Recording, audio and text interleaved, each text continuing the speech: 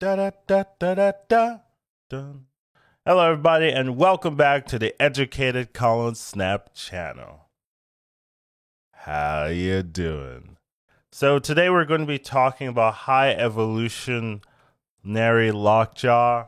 Yes, I know. Yeah, don't hate me for it. It's a popular deck. It's a strong archetype. People do want to play it, and I just wanted to break it down. It's very similar to classic lockjaw, just with a couple twists, since you have a little bit more tools to work with. But figured I haven't done a deck breakdown in a while, so I wanted to do one. This is the most popular deck, so gotta get the numbers. Anyways, what is high evolutionary lockjaw? It is utilizing lockjaw synergies, but you do have the extra power boost of high evolutionary to create powerful lanes that are hard to contest. So that's the main idea. It's basically a lockjaw deck, but now you have high evolutionary synergies, the evolved Wasp, the evolved Hulk, to make it a little bit better. So here we have a standard list. There's nothing too fancy. There's no like Spider Ham or anything in there, but it kind of gives you all the classic tools to work with. Obviously, Dr. Doom's a little bit worse now with the nerf, blah, blah, blah, blah. But overall, like, this list will get you far. This list is still pretty popular. Not really anything unique here. So let's go look at some of the core cards, what makes them good, how to utilize them, right? First, we have Lockjaw. This is the core piece. If you don't have Lockjaw, you don't have this deck. It just allows you to get these expensive cards out cheaply. So you play the Lockjaw, you play the Wasp usually, and then you go from there, right? From there, you can get the Wasp again. You could add Jubilee in, etc., etc. This just lets you get these powerful bombs out of your deck into the board and really makes it hard for people to contest you. Next up, we have High Evolutionary. Now, this card doesn't do anything. It's just a 4/4, but it lets you play Evolved Hulk, which is really the main piece.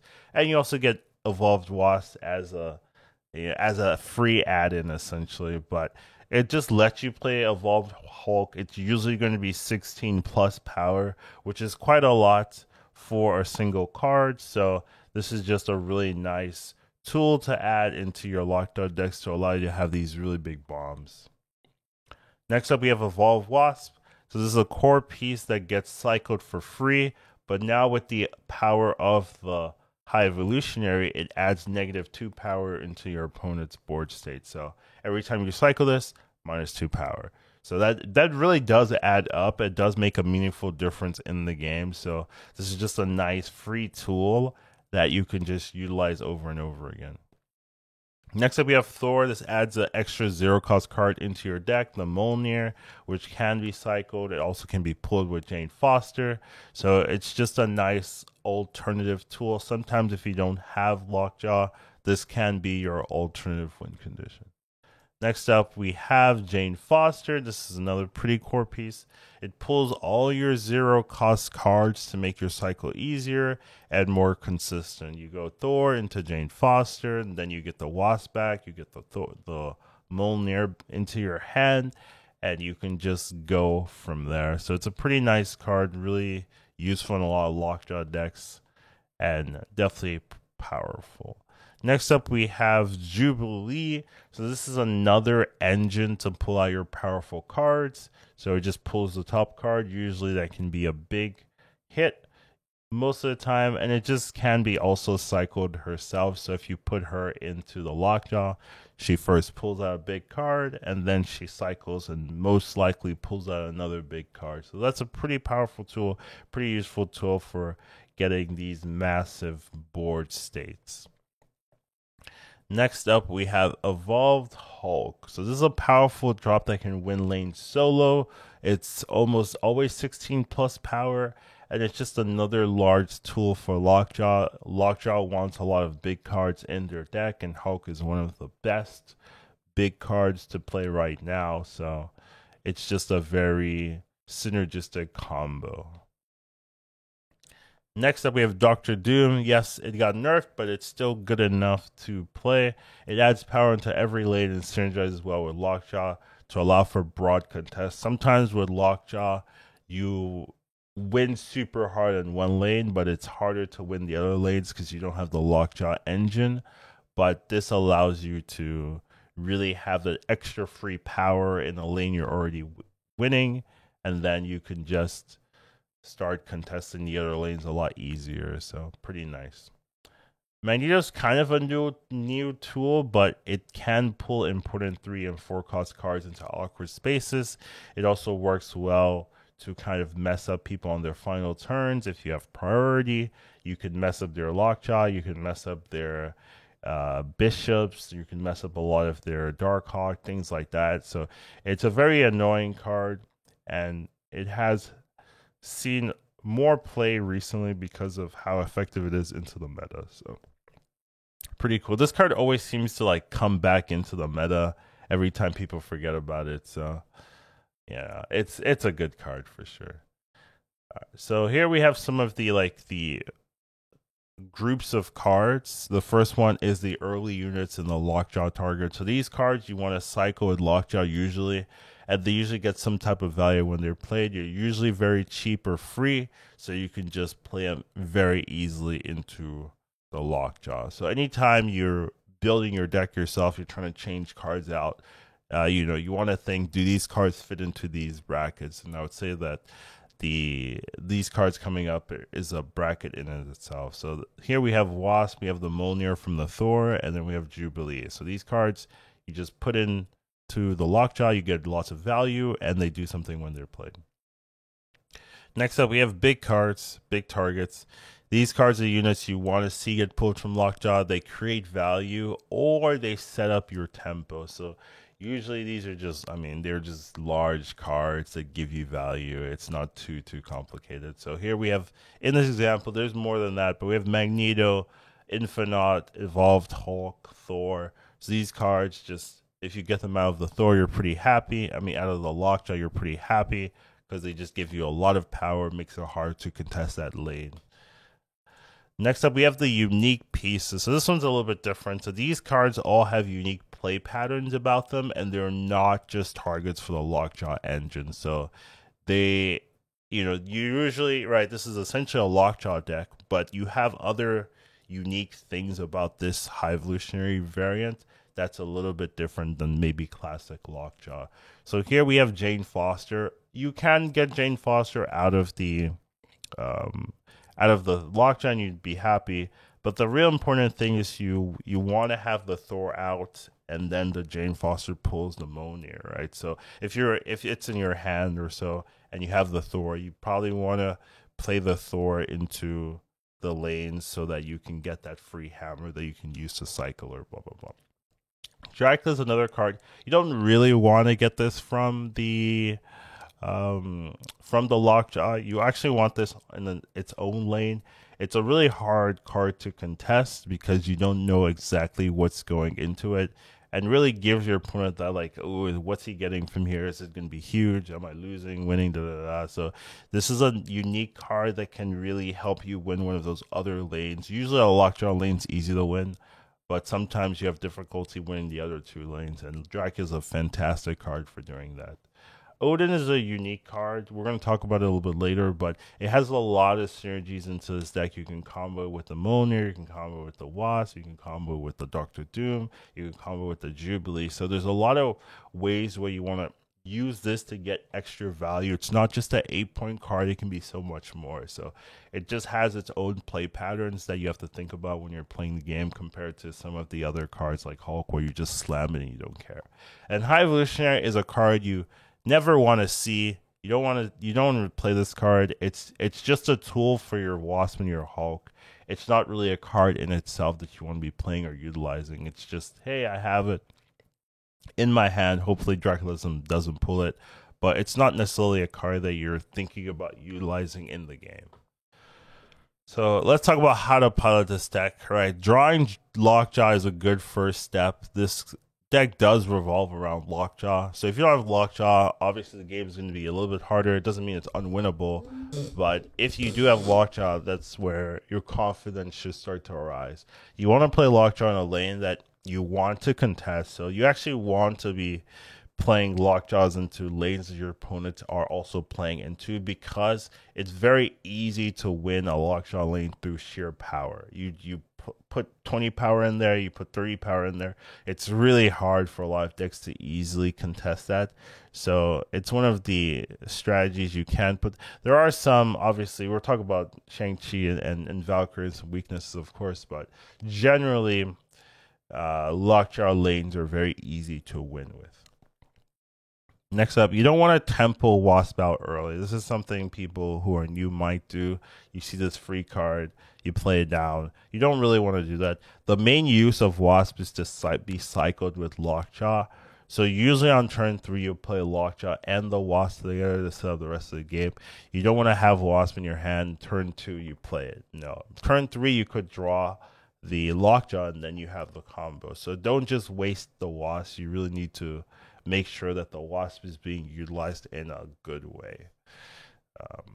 Passing in the early turns is just fine because it powers up your Hulk. So usually one of the weaknesses of this deck is you do nothing in the first 3 turns. You do absolutely nothing, right?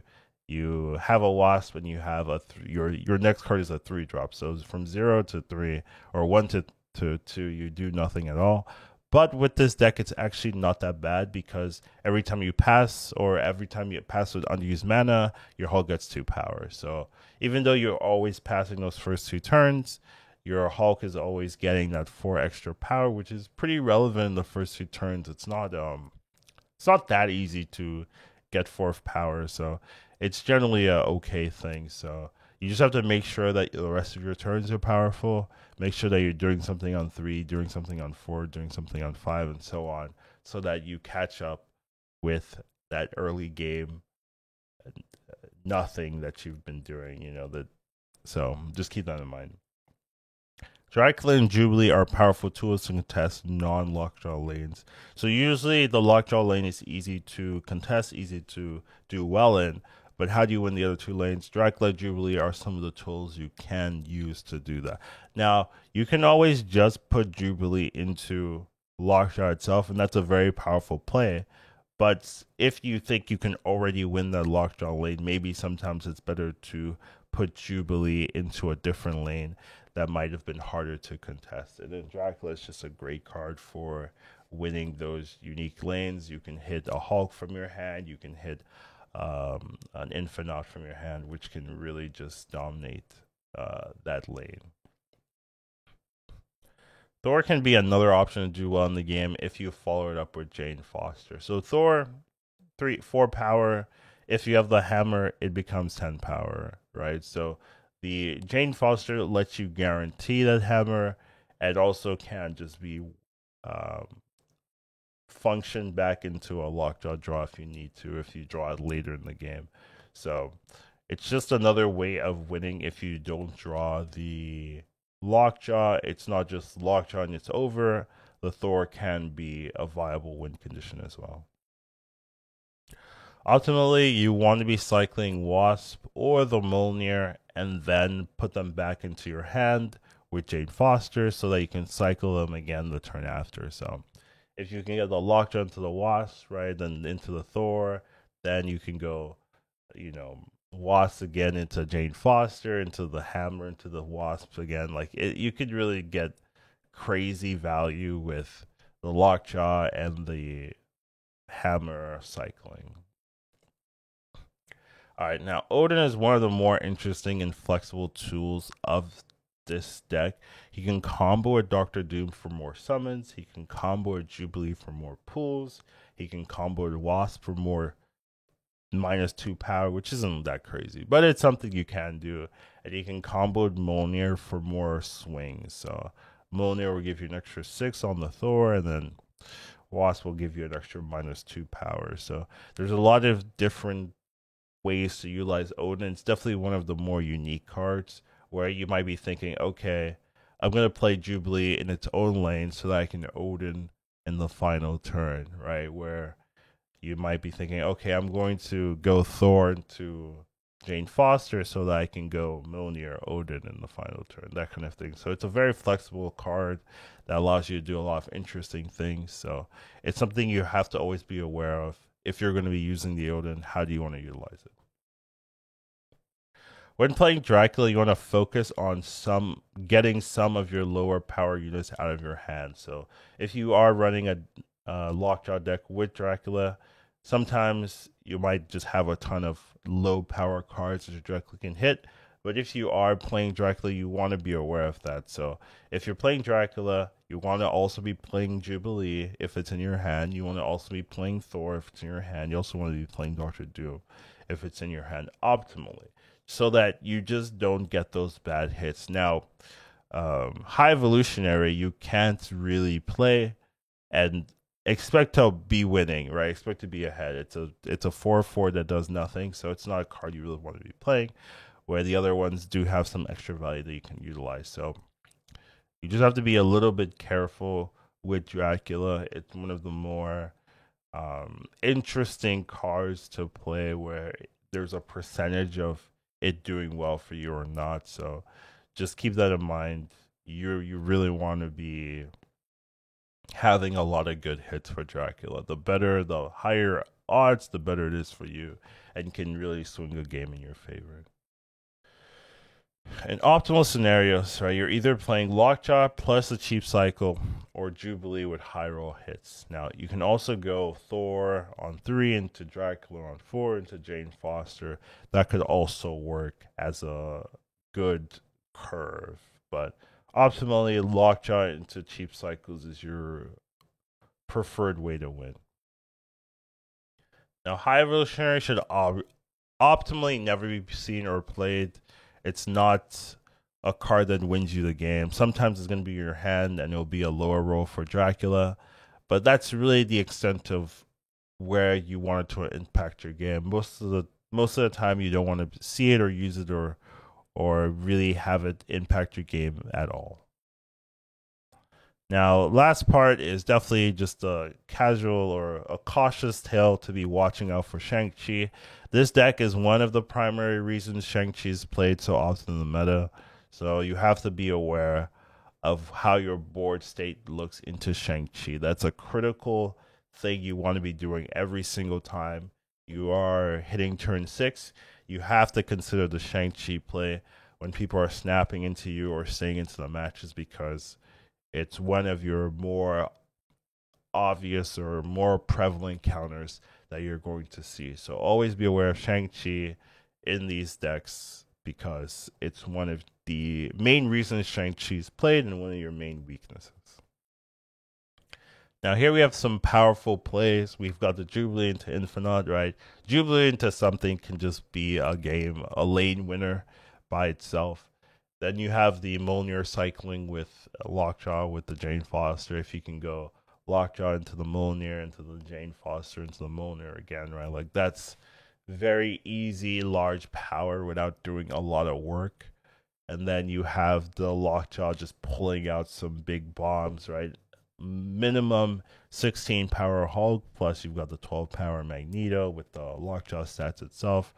Easy 30 plus power. So there's a lot of big swings. This is why it's one of the more popular decks. It just has consistently large power, and sometimes people are not going to have answers to this. So you just win. You just roll people over if you can hit those powerful swings. So it's just a strong deck. Has a lot of good tools, synergies, ways to play. So that's why it's one of the more popular decks in the game.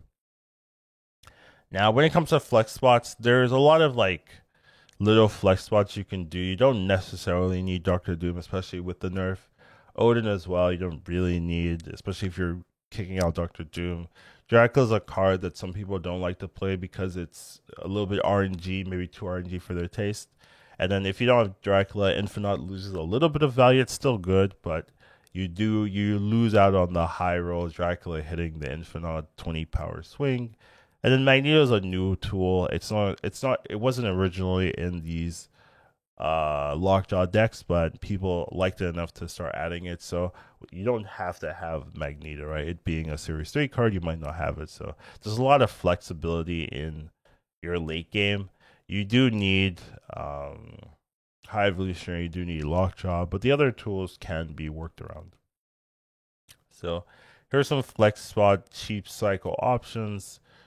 Spider Ham is definitely one of the main options to play. We're definitely going to talk about Spider Ham decks in the example builds, but it's definitely something you really want to be thinking about or utilizing if you can. American Chavez is also really effective because it fixes or makes your curves better. It means you'll hit Lockjaw on 3 way more often, which is really powerful. So it's definitely a card you can think about playing. And some of the others are a little bit more techy. Iceman, Scorpion, and Balk, you don't really need to run these. There's not that many flex spots in this deck. When it comes down to it, the deck is pretty streamlined, I would say, at this point, and there's been a lot of testing, so I wouldn't say you would change that many cards. Killmonger and Wave are definitely good tools to kind of deal with the like Kitty Pryde decks that a lot of people seem to be running. That's another popular list. So you could definitely run those. Giganto is just a big target, doesn't care about Spider Ham, that kind of thing. Iron Man is definitely something else you can run if you want to, but it's not super duper necessary. Sunspot and Vision, I mean, all these cards are really not that necessary. We'll talk about like in example builds, we're really changing like one card at a time. We're not really changing the whole deck. The whole deck is pretty like you need these like 10 cards really, and then you change based on tech. Shang-Chi is a pretty cool tech that you can do to kind of deal with this deck itself, right? We don't have Shang-Chi, but you can run Shang-Chi. It's also a surprise. People won't really expect you running Shang-Chi in this type of deck, but a lot of times you're really changing 1 or 2 cards at most because the deck is really needs a lot of their pieces. So when it comes to core cards, in terms of big targets, you can run other options, but they're not necessarily better, or say they're not necessarily like if you don't have Thor and Jane Foster, you're gonna feel that. Doctor Doom, Dracula, Magneto, you could definitely get rid of without it hurting you that much. But I would say Thor and Jane are more core. You can run it without it, but it will feel different. It will feel like you were significantly more reliant on the Lockjaw. Whereas if you do have Thor, Jane Foster, it's not necessarily I don't have Lockjaw, I lose. So that's something to be aware of. But the other ones you can definitely replace it and still feel relatively the same. If you don't have a high evolutionary, you can run a classic Lockjaw. I do have a deck breakdown about classic Lockjaw, but it's worse. I would say, like this is better because people are playing it because it's better. So, but if you really want to play Lockjaw, you could still do classic Lockjaw. But if you want to play this particular deck, you need the Lockjaw, you need the High Evolutionary, and you probably also need the Wasp. I don't know why I don't have Wasp in here, but Wasp is pretty key in this. Evolved Wasp pretty key, so you probably also need the Wasp. So if you have those 3, then I think you can run this deck. But if you don't have those, then it's gonna be a little bit weird. So now let's talk about when to snap, right? So first part of snapping or being confident in snapping is if you have this Lockjaw plus your cheap cycle. So Lockjaw plus Wasp essentially is what it means by cheap cycle. Because you can run other things. You can run Spider Ham, and then it's like Lockjaw plus Spider Ham. But generally, it's going to be Lockjaw plus Wasp. That might be enough of a pool to feel confident in the game. Not that you're guaranteed going to win, but you might have an advantage over your opponent. Jubilee, Dracula with only good targets, only big targets. If you're playing Jubilee and all your targets are really big, that could be a good reason to snap. If you're playing Dracula and all the targets in your hand are just really big, that could also be a reason to snap. And then Jubilee into restrictive locations, so anything like Altar of Death, Death's Domain, those locations that can be really hard to play into. Well, you can play a Jubilee, you pull out a Hulk, well, they're not going to be able to contest that. So that can be a free lane for you, even, and then you have the Lockjaw for another lane. So that can be a really good reason to snap, getting that early pressure point. And then just early positive Lockjaw outcomes. So if you play Lockjaw, you play Jubilee, you get some really crazy hits that just work really well for you. Like you play Lockjaw, then you play Jubilee. Jubilee pulls Doctor Doom. Doctor Doom pull, and then the Jubilee itself pulls like Odin or something. So you just get free power on the other two lanes. It makes it a lot easier to win. That kind of stuff can be a reason to snap. So you just have to be a little bit aware of the RNG, aware of the good positive outcomes for you, and just taking advantage of it. So that's something you can be aware of.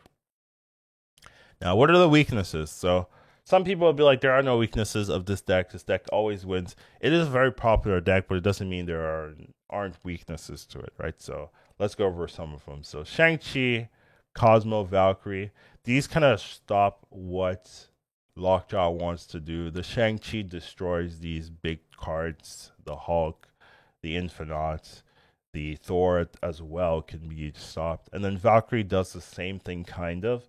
It just reduces it. Now, it doesn't fully reduce Hulk, but it does do damage even to Hulk. So there's a lot of power in the Valkyrie tool as well to kind of neutralize the big advantage that you're getting.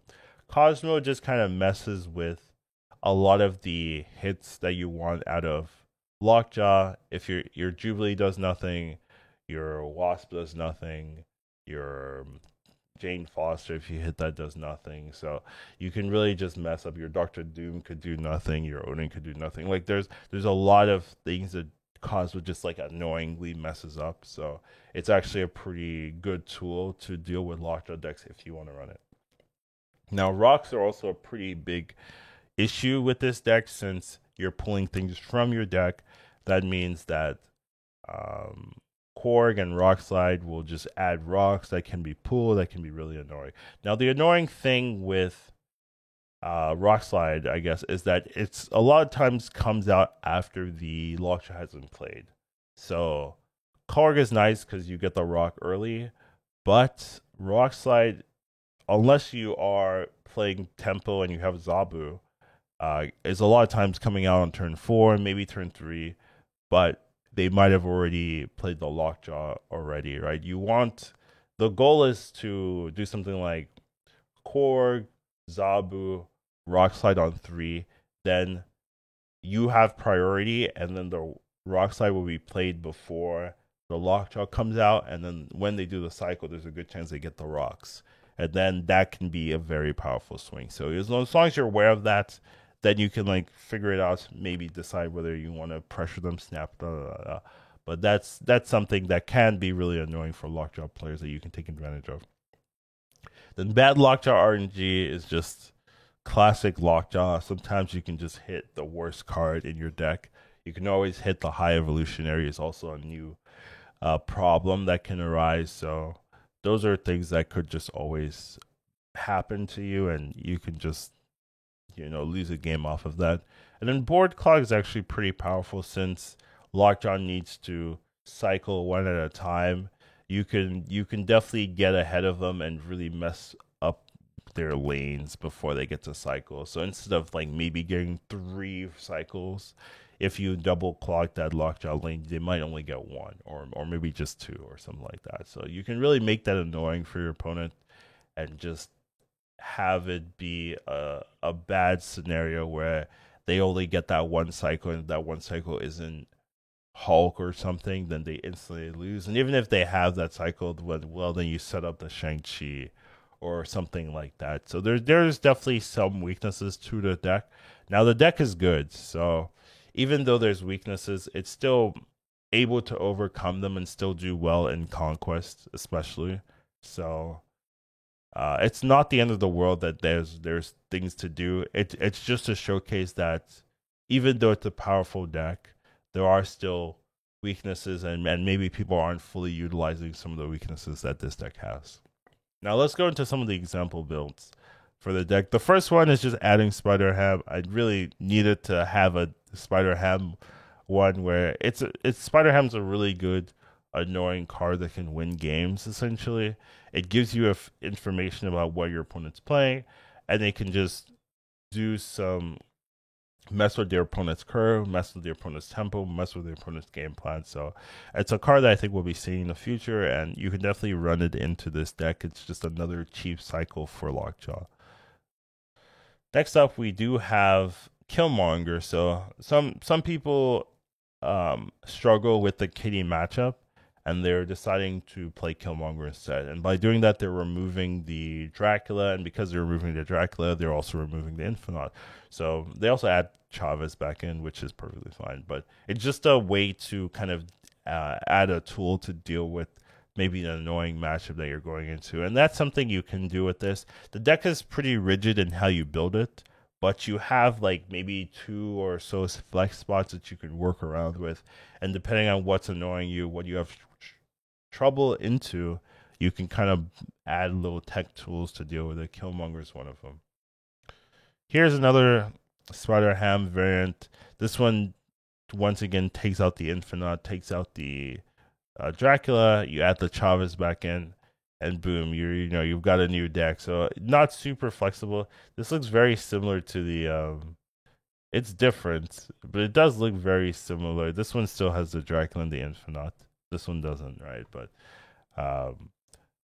there's those 2 flex spots they're just utilizing, figuring out what they want to put in. This one uses Wave instead. You keep the Dracula, you don't have the Chavez. Now you just run Wave. So it's just like, what tech tool do you want, essentially, in this kind of build pattern. But you can see, like, Thor's not leaving, Jane Foster's not leaving, Jubilee's not leaving, and Wasp and Lockjaw are not leaving in High Evolutionary. Wait, there's no High Evolutionary in this list. Interesting. Oh, this is a non-High Evolutionary list. Oh, I even noticed that. Well, I'll leave it in. This doesn't look that bad anyways. And you don't have the High Evolutionary problem of sometimes pulling from the Dracula, so it makes the Dracula feel a little bit better. But yeah, you could definitely run this. This is more of a classic Lockjaw engine. I should have been like, oh, here, if you don't have a High Evolutionary, you could run this. But anyways, it's a list. It should be pretty decent anyways. And then the last one we do have is running Shang-Chi here. So here's a Shang-Chi list. So Shang-Chi is something I said you could run because people don't expect Shang-Chi in this Lockjaw list. So you could definitely get surprises, good wins out of there by last turn playing a Shang-Chi and surprising your opponent. So definitely something you can do. Once again, most of the list is rigid, but you just have like a couple spots to play tech cards, and Shang-Chi can be the tech card of choice. So this is hopefully a good overview of the Lockjaw, the High Evolutionary Lockjaw, how to play it, what to look for, what to play around, and hope you guys enjoyed this. I kind of forgot about deck breakdowns, and they do take a decent amount of work, but hopefully you guys enjoy it, and I'll see you in the next one. Take care of yourselves and have a wonderful rest of your day. Educated calling snap. Once you watch him, you won't go back. He'll teach you to marvel snap. Your skills will be